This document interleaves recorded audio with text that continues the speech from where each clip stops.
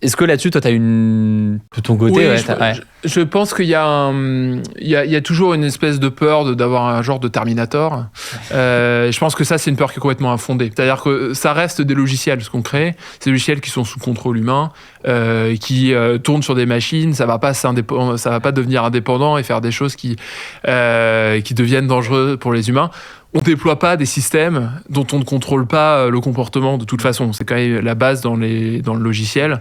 Et donc évidemment, il peut y avoir des bugs, etc. Mais c'est important de faire en sorte qu'on contrôle bien ce qui se passe, notamment quand on connecte les modèles à des outils. Mais je pense que la peur d'avoir un système qui s'échappe, c'est une peur qui est infondée et qui est clairement de la science-fiction.